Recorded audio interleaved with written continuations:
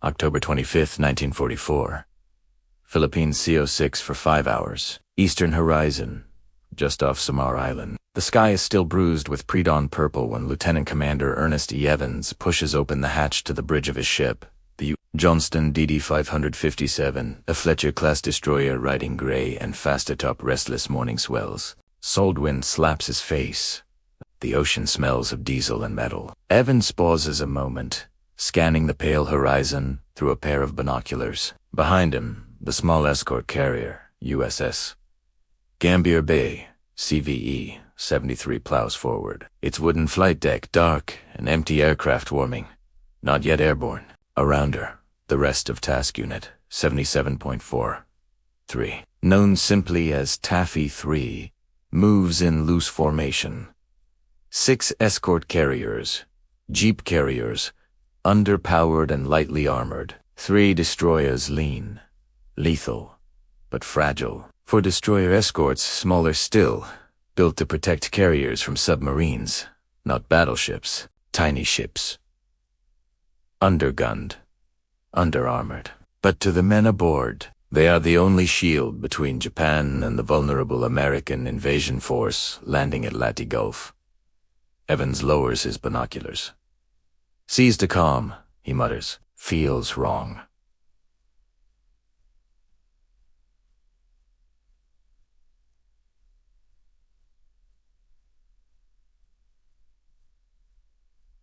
The sound of boots on steel. Ensign Bill Mercer, fresh from the night watch, steps beside him. Morning like this almost makes you forget there's a war on. Evans keeps staring east. We're about to remember. 6 hours earlier, Tokyo Naval Headquarters, Admiral Takeo Kurita, commander of the center force, frowns over a map strewn with greased pencil markings. His fleet, massive, armored, and built to annihilate carriers, is the last major formation of the Imperial Japanese Navy. He has 4 battleships, including Yamato, largest warship ever built, 6 heavy cruisers, 2 light cruisers, 11 destroyers, more than 200 naval guns, some more powerful than anything afloat. Kurita, staff officers whisper. Our scouts reported American carriers to the north, but these are not fleet carriers. They are baby ships, escort carriers. Slow, underarmed, practically defenseless. Kurita exhales slowly, half relief, half contempt. So, he says, the Americans send toys. The staff laughs. They don't yet know that the toys are carrying pilots who have fought since Guadalcanal. They don't know that the escort carriers' flight decks will soon erupt with steel and smoke. They don't know that these toys are about to fight like cornered wolves. Back off, Samar 650 hours. A lookout on the destroyer escort USS Samuel B. Roberts cups his hands around his mouth and yells down to the bridge. Sir! Strange shapes off the northern horizon, many masts. Big silhouettes. A pause. Wind whistles across the deck. Looks like battleships. Battleships. Rear Admiral Clifton Sprague, commanding Taffy 3 from the USS Fanshawe Bay, grabs binoculars and climbs to the signal bridge. He sees it instantly. Liners of gray, towering pagoda-style masts. Gun barrels, long as railroad cars, more ships beyond them, barely visible but unmistakable. A Japanese battle line. Sprague's stomach drops. Reality sets in. The calm of morning shatters first with disbelief, then with terror. Radio messages explode across the task unit. Surface contacts. Multiple. Looks like cruisers may be more range 35,000 yards. Evans on Johnston. Here's another report. God, Yamato-class battleship identified. The largest battleship ever built. 9 18.1-inch guns. Over 70,000 tons. A ship so powerful the U.S. Navy once studied how to sink her using nuclear weapons. Evans slams a fist against the chart table. They said Kurita turned back yesterday. Guess the bastards changed their minds. Sprague's voice cracks across the radio. All ships make smoke. Prepare to launch aircraft. This is not a drill. The escort carriers accelerate, to their maximum speed 80 knots, barely faster than a bicyclist. The Japanese battleships behind them cut through swells at 25 knots and rising, like wolves spotting wounded deer. Baby flattops. On the bridge of the cruiser, Chikuma, Japanese officers laugh as they watch the struggling carriers lay white smoke across the water. Look, they run. Escort carriers fragile. We will crush them. The gunnery officer's voice is cold. Permission to commence firing. Kurita nods. 0658 hours. Orange flashes pulse from the Japanese battle line. A tremor runs through the ocean, like thunder given form. The first 18-inch shells arc through the sky, each the weight of a small car. They fold toward Taffy 3, like the wrath of gods. The sea explodes in geysers of white water as shells straddle USS Fanshawe Bay. One shell clean through the flight deck without detonating. Another lands so close to Gambier Bay that the bow rises from the blast. Radio traffic turns frantic. We are being fired on by large-caliber guns. They're getting the range. Where are our battleships? Where is Halsey? There are no battleships. Taffy 3 is alone. The carriers fight back. Air Officer Commander William Thomas slams a fist on the ready room table aboard White Plains. Launch everything. I don't care if you're armed with depth charges. Go. Pilots race across the deck. Engines roar. Wings fold down. FM to Wildcats and TBM Avengers leap into the air, some carrying bombs, some torpedoes, some equipped with nothing but machine guns and courage. As one pilot later said, we took off, loaded with whatever we had, even if it was just attitude. 703 hours, the destroyers make their choice. Aboard Johnston, Evans stands tall on the bridge, jaw set like carved stone. He studies the enemy line. 10 times the guns, 10 times the armor, 10 times the speed. Evans turns to his helmsman. We will attack. Silence. Someone stammers. Against that, Evans doesn't blink. The carrier planes need time. We buy it. Then louder. Flank speed. All guns target that lead cruiser. Johnston surges forward, bow slicing through smoke. Evans grabs the intercom. Gentlemen, prepare to engage the enemy. No U.S. battleships are coming. No cruisers. Just them, tiny carriers, and 3 destroyers. So, we're charging a whole fleet. Evans bares his teeth. Then we'll make them think we're a fleet. He points toward the towering shape of the cruiser Kumano. All ahead. Full. Open fire. Johnston turns toward the storm. A David, charging Goliath. October 25th, 1944, 0706 hours. USS Johnston, accelerating toward the Japanese battle line. Rain, squalls rip across the sea as enormous shell splashes erupt around the destroyer. Steel shrieks. Fragments pepper the deck. Johnston reaches full flank speed, 33 knots, boilers screaming. Lieutenant Commander Ernest Evans stands braced on the bridge, one hand gripping the railing. Gunnery, radar range on that lead cruiser. He orders, ranged 18,000 yards and closing fast. Evans' eyes narrow. Let's see what one destroyer can do. 0708 hours, first blood. The Johnston's 5.5-inch guns thunder at maximum rate. Wham, wham, wham, wham, wham, wham. Shells slam into the Japanese heavy cruiser Kuma, tearing into her bow and sending flames and debris skyward. A Japanese officer aboard Kumano shouts, "A destroyer!" Impossible. Evans doesn't hesitate. Pripati torpedoes. We're going in. 0710 hours. The torpedo run. Under relentless incoming fire, Evans orders a hard turn. The destroyer heels sharply as it exposes broadside, an insane move. Torpedoes. Fire. 10 Mark 15 torpedoes roar into the sea. Seconds stretch. Then an explosion erupts under Kumano's bow. Flames and seawater leap high as the cruiser slows and veers out of formation. On another cruiser, Suzuja. Officers are stunned. Torpedoes at this range. From a destroyer, 716 hours the enemy reacts. On battleship Yamato, the largest guns on Earth, adjust to bear on Johnston. 18-inch shells, each weighing as much as a small car, hurtle through the sky. Evans zigzags through towering columns of water. A shell detonates off the bow, lifting the destroyer. Ensign Mercer shouts, "Sir, that one walked right up the ladder." Evans wipes soot from his cheek, then step off the ladder. 0719 hours radio chaos. Taffy 3's radios erupt. Fanshawe Bay. Taken fire. Gambier Bay hit. Where's Halsey? Evans breaks in. Calum Astone. Johnston engaging enemy heavies. Request fire support. There is no fire support.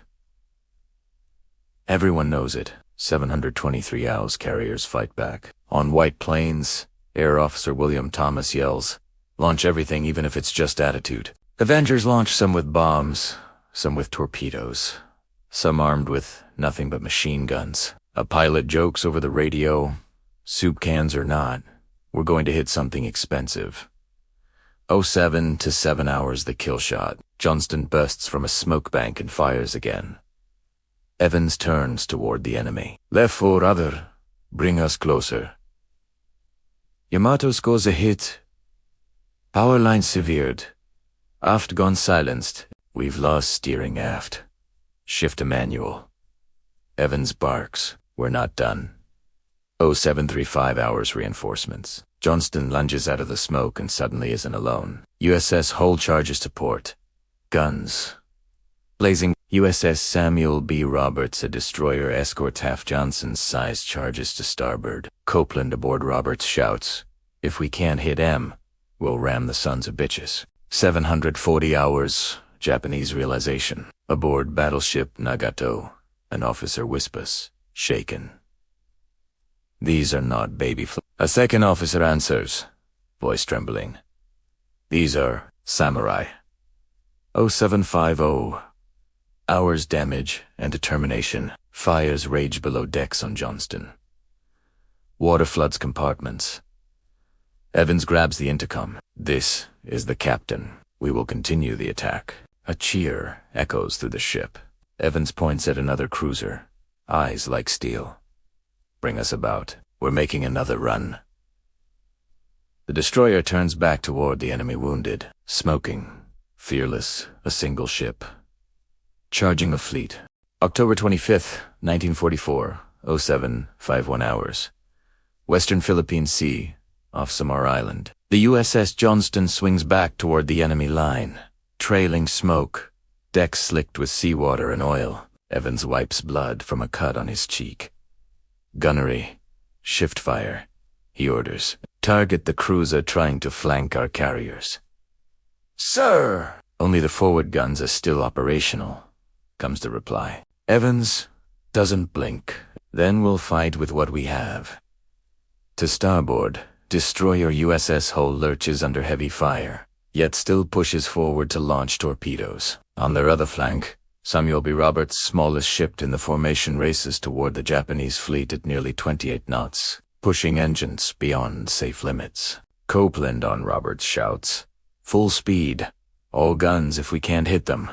We'll ram the sons of bitches." Sailors exchange wild looks, knowing this is survival by madness. 753 hours Hull's torpedo run. Torpedoes streak toward Asashimo, forcing the Japanese destroyer into a hard turn. Confusion ripples across the Japanese formation. Ships nearly collide while avoiding the spread. Taffy 3, the hunted are, now dictating movement to the hunters. 805 hours Samuel B. Roberts enters. Closing to within 4,000 yards suicide range, Roberts opens fire. Her 2 5-inch guns thunder at a record rate. In the turret, Chief Gunner's mate Paul Carload shells until his hands bleed. "More shells," he shouts, voice ragged. A gun captain warns, "Chief, the barrel's overheating, it'll burst." Car snarls, "We're not done firing," before collapsing from blood loss. Roberts' guns hammer into the heavy cruiser Shukai. Flames erupt. Che, K, It lows. 812 hours, the air group strikes. Avengers drop depth charges not meant for surface warfare, yet one detonates near a Japanese destroyer, bursting plating and flooding her engine room. Wildcat strafe Chikuma is fire control systems, knocking out optics. Another Avenger drops a torpedo so low, the spray hits the canopy. The torpedo slams into Chikuma's stern. A pilot yells over the radio, "For the guys on the tin cans." 820 hours. Johnston bleeds out. A 6-inch shell tears into the hull. Steam blasts through compartments. Evans grips the railing. Report. Lost power to pumps. Forward magazines flooded. Aftermo nearly dry. Evans answers. Very well. Turn us toward the carriers. The helmsman stares. We're retreating? Evans shakes his head. We're drawing fire. 0835 hours Japanese hesitation. On Yamato, officers stare. The American destroyer Escort still firing. Still closing. One officer whispers, "They are charging again?" Another replies, "These Americans do not know how to run." 845 hours Taffy 3's breaking point. Gambia Bay, crippled, falls behind. Yamato's guns, lock on. Shells rip through the carrier's thin hull. Water floods the engine room. We can't stop the flooding. Someone screams, yet Gambia Bay keeps firing until she rolls and slips beneath the waves, the only U.S. carrier ever sunk by enemy gunfire. 850 hours the wolves fight on. Hull drifts, mortally hit. Roberts is down to one gun, firing manually. Johnston is riddled with holes. Forward guns, nearly out of ammunition. Evans wipes blood from his forehead. "Target that cruiser," he says. "Sir?" Agona replies. "We only have high explosive left." Evans smiles. Ferocious. He will do.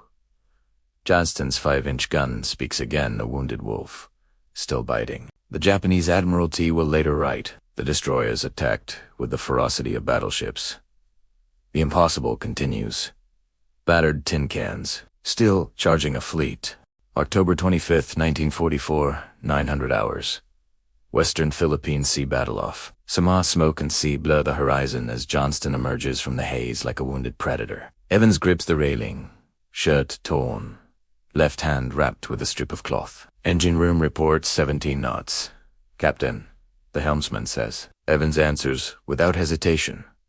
17 knots is enough to fight. On Japanese cruiser Chikuma, officers stare through binoculars as Johnston reappears through smoke, limping, on fire, yet charging again.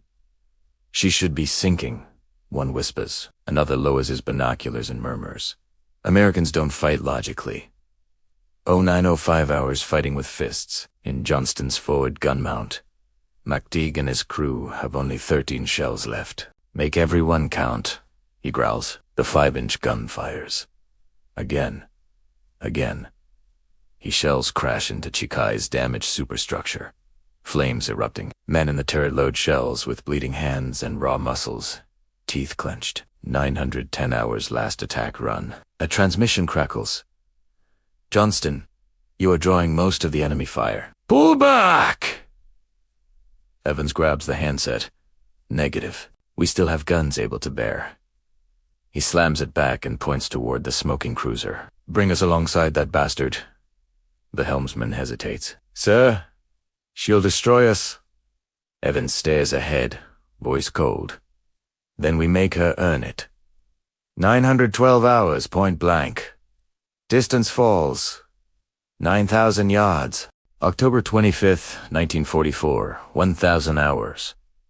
Western Philippine sea waters, where the Johnston just sank.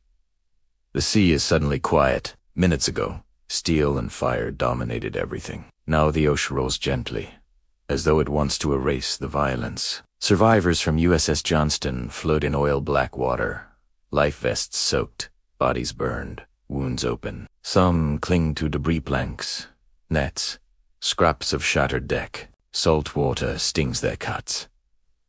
Fuel coats their tongues. A sailor whispers, "Johnston! Johnston?" as if saying her name. Anchor's life, not far away. The crack of distant 5-inch guns echoes. Samuel B. Roberts is still fighting. 10, 12 hours. Samuel B. Roberts' charge. On Roberts, so Copeland orders, we'll finish her. Pointing at the burning Japanese cruiser, two 5-inch guns slammed 20 rounds a minute into the enemy deck. In the turret, Chief Gunner's mate, Paul Carr, keeps loading until his uniform is soaked with blood. More shells, he screams. A gun captain warns him, Chief, the barrow's going to burst. Carr's voice cracks. We're not done firing. He collapses from exhaustion, still clutching a shell. Chukai burns. 10:23 hours. The enemy strikes back. The heavy cruiser Chikuma spots Roberts.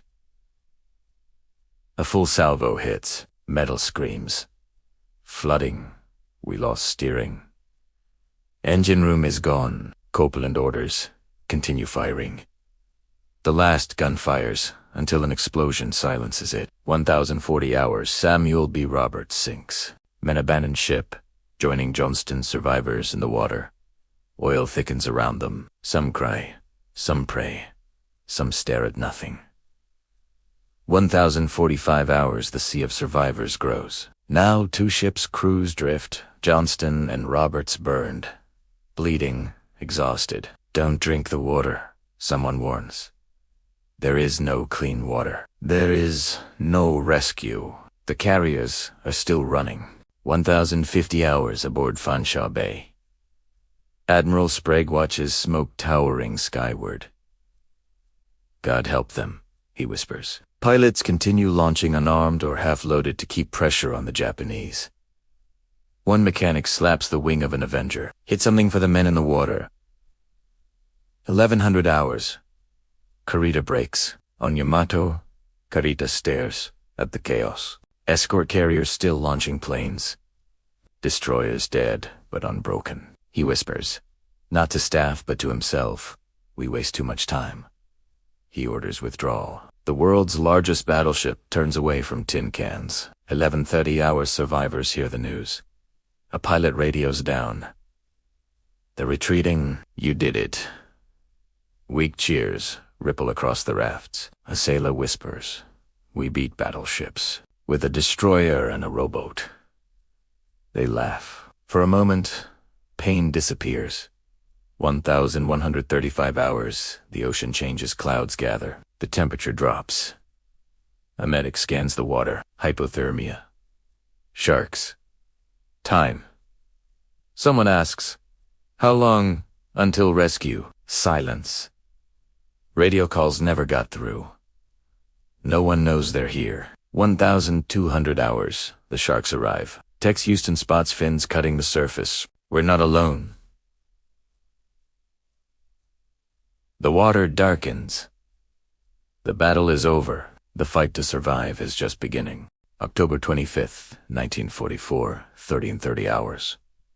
Western Philippines Sea 3 hours after sinking. The ocean is a black mirror of oil and blood. Survivors of Johnston and Samuel B. Roberts float together, clinging to debris and floater nets. Oil coats their faces, stings their eyes, fills their mouths. Tex Houston warns, don't drink the water, no matter how thirsty. A wounded man whispers, I'm so thirsty. But a base. 14:45 hours. First attack. A scream tears across the water, cut off fast. A dorsal fin cuts through the slick. Sharks, someone shouts. The sea churns red as a man disappears. Tex shouts, no thrashing, keep your legs up. The men tighten together, forming a living circle. Sharks test the perimeter. 16:30 hours. False hope. A wildcat passes overhead. Survivors wave frantically. No one sees them. One sailor sobs. The Navy doesn't know we're here. Tex says, steady. We hold on. Evans Wood.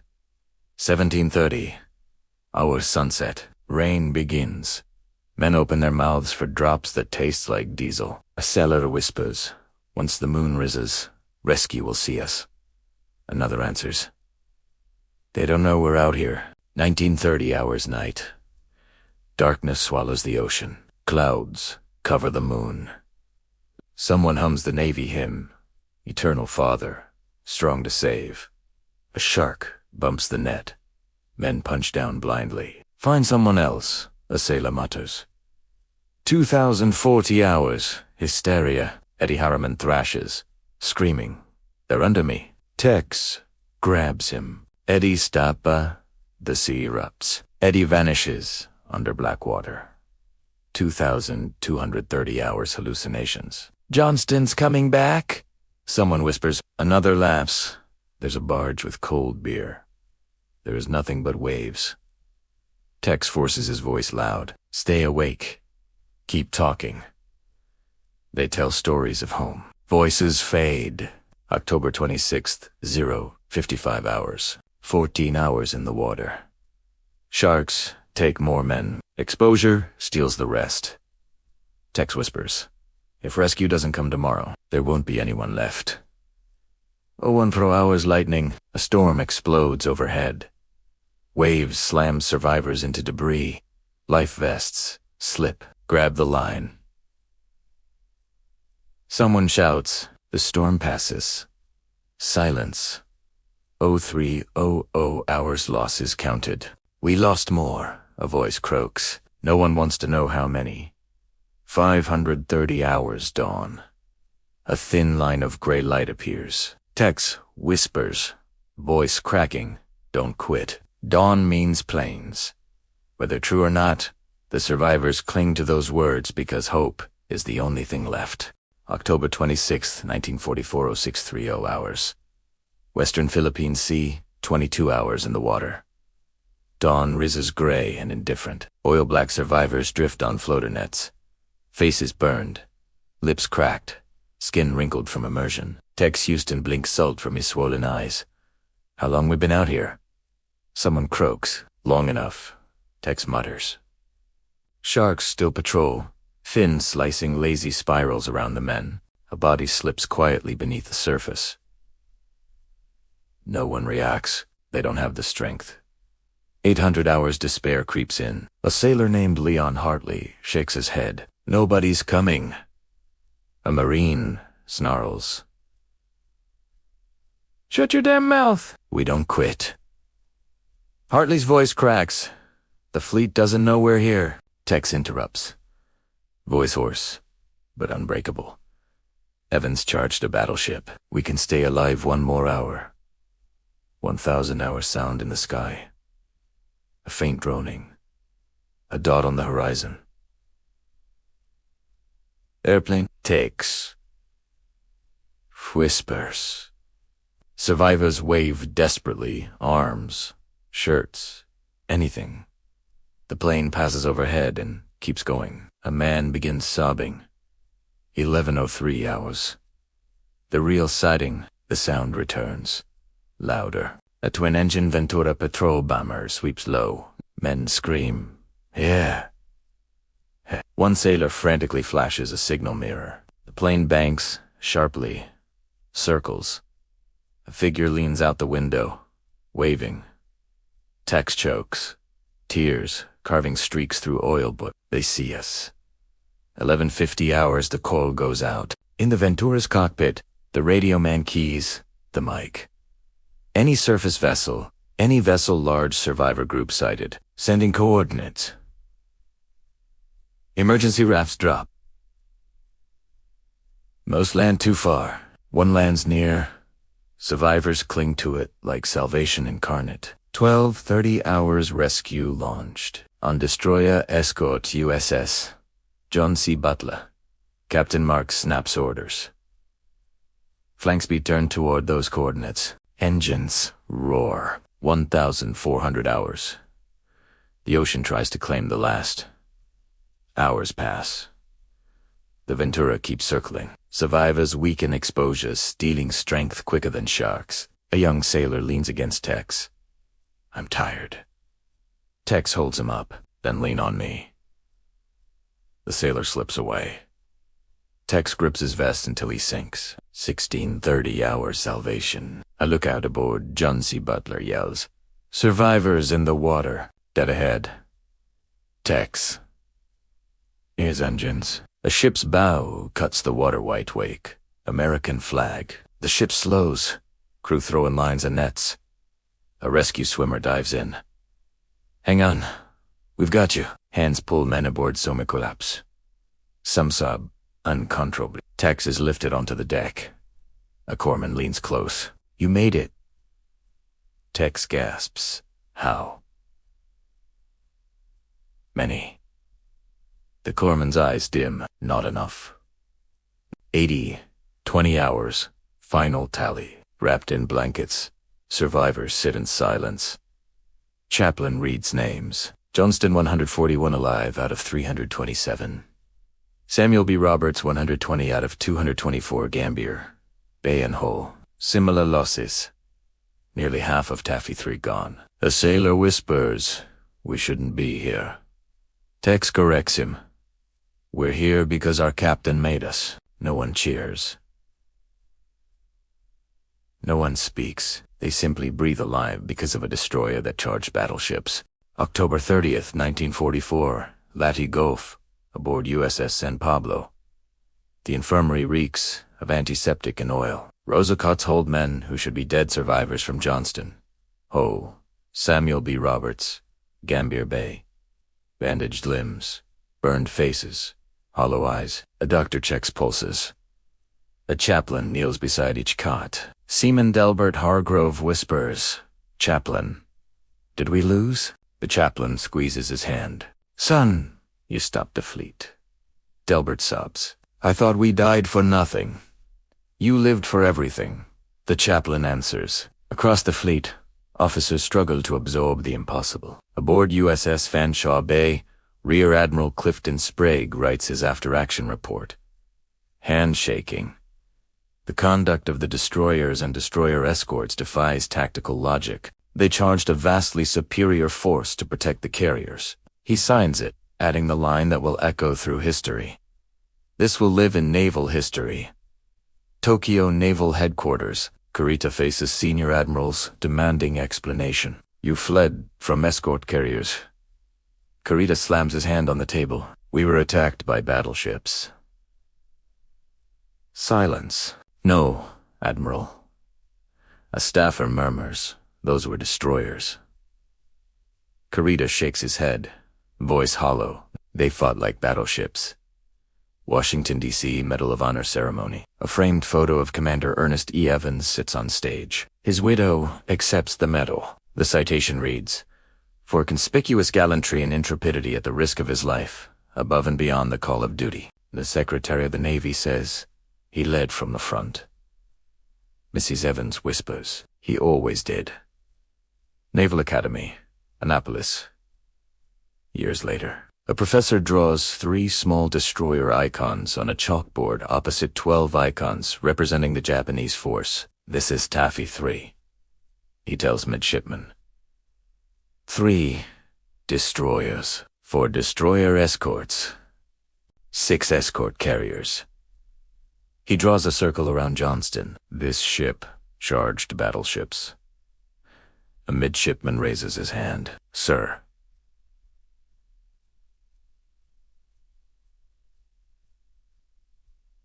Why would anyone do that? The instructor answers. To protect others. 2019 deep ocean. Nearly 21,000 feet down. A remotely operated submersible scans the abyss. Out of the darkness, numbers appear. 557. USS Johnston. Her bow points forward. Gun still aimed at the enemy. The expedition leader whispers. She died charging. Today, every destroyer sailor knows the legacy. In wardrooms and ready rooms, one quote is etched on plaques. He led us into hell. He just never promised he, the led us spike. Taffy 3 did the impossible. The largest battleship in the world turned away from baby flattops and tin cans because a handful of American sailors refused to yield. They did not win by strength. They won by courage.